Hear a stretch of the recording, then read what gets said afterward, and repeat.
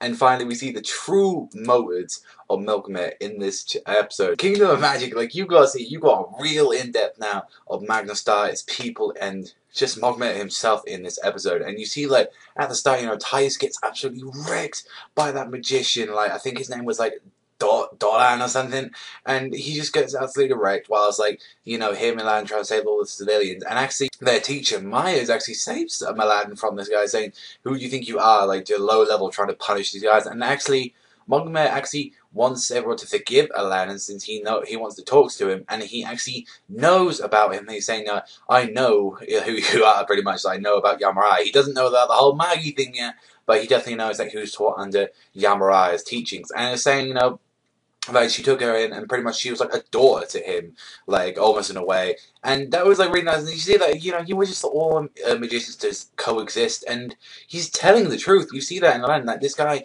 is not telling the truth, but yet he's doing such a cruel thing as keeping people down there as, like, livestock, just to keep them Magi. And Aladdin's confused, because it's like, how can this guy telling the truth right now mean these true feelings, yet he's causing such cruelty to the level 5 civilians? And the next day, he asks him to join him in the Great Hall, where Titus, Spintus, they all join in his lecture, and they show, like, how, like, disgusted that magicians are being used, and all the kings of the world are goy scum. Like, you see that picture of, like, Sinbad and all them, and you show a flashback from him 70 years ago, where he was forced by the royal family to use his powers. By that time, they didn't know any, like, wisdom for that time. So it took a huge toll on their body, and because of this, he lost his wife, and it was just him and his daughter just trying to survive. And he was questioning, you know, it was really sad when the kid was questioning, you know, why were we magicians? Because if we weren't, then Mom would have survived. Like, and that was really, like, sad. And then you see that they improved their, like, way of life, their way of magic. They could use easier things. The people were needing them. They were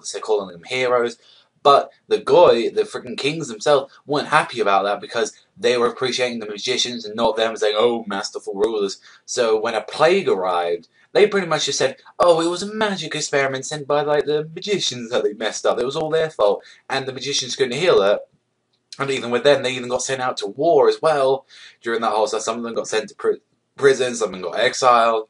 And when Melkomet comes back, his daughter is forced in that war, and he sees his only daughter die in the war in Melkomet's hands, and he compares the goy to livestock. Like, you don't show mercy to livestock. And when he looked at him, he showed how disgusted, when he's like, these guys are turning into pigs and animals and demons for him. It's like, these guys are not human. He does not look at goy as human beings anymore. That's how messed up they, like, caused to him all those years ago. So now that we know the truth about that, how do you think Melkomet's, like, gonna, like, try and get his ways to Anna? Because Aladdin, obviously he's got goy friends. Like, he has, you know, Alibaba, he has Morgiana. Like, even though they can use Magi and all that, like, they can use household, they're not magicians. Like, so, and this guy wants to create a whole world where just magicians coexist, and magicians aren't that big in the world, so he would be wiping out the entirety of the world if he did this. But other than that, pretty solid one. I'd probably give this one a 6 this week.